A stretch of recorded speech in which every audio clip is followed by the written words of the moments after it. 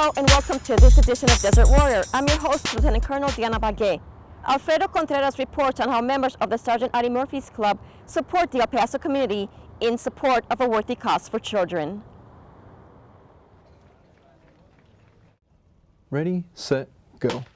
This year, the Child Crisis Center hosted another Trot for Tots to raise money and awareness for the center.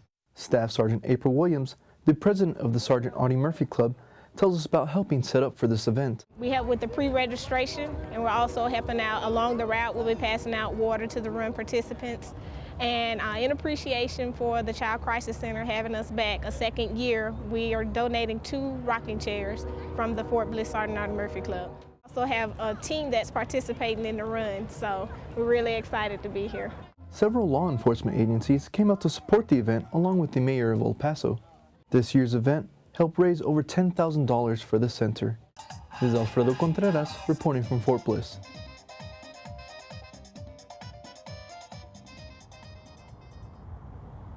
The Morale, Welfare, and Recreation Directorate, or MWR, hosted a comedy show for troops. Jade Falls brings us the details. You're like, happy birthday. MWR presented comedians Lisa Alvarado for The Last Comic Standing, Yorzy Thomas, and Robert Zapata. The main act was comedy duo A Pair of Nuts.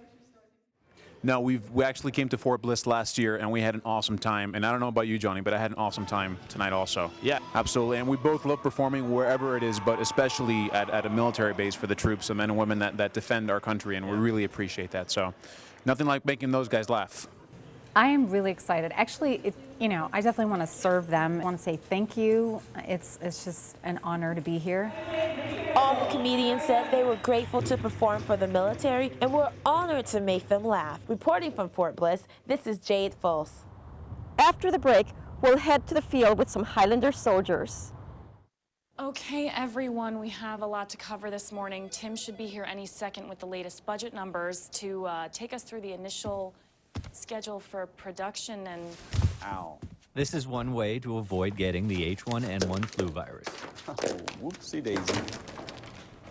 All right, good morning. Let's get this meeting started. For some better ways, visit flu.gov.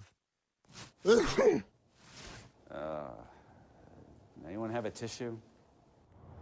Welcome back. Staff Sergeant Jared Simpkins reports on how soldiers from 4th Brigade Combat Team 1st Armored Division maintain skills that are critical in today's battlefield.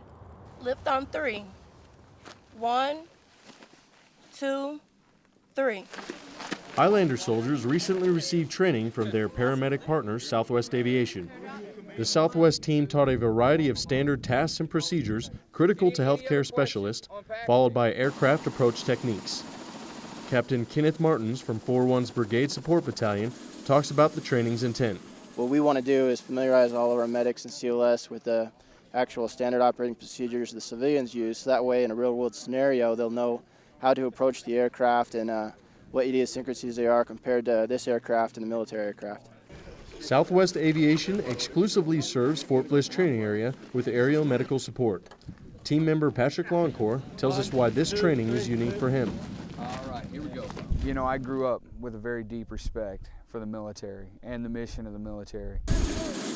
It really means a lot to be out here, with units and soldiers that you really admire for what they have done or for what they will do. Reporting for the 4th Brigade Combat Team, 1st Armored Division, I'm Army Staff Sergeant Jared Simpkins.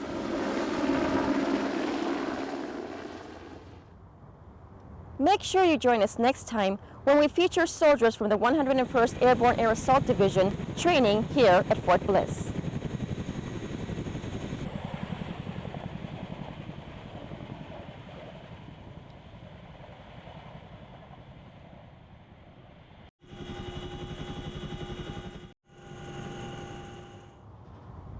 And that does it for this edition of Desert Warrior. Until next time, stay safe. I'm Lieutenant Colonel Diana Bagué. Thanks for watching.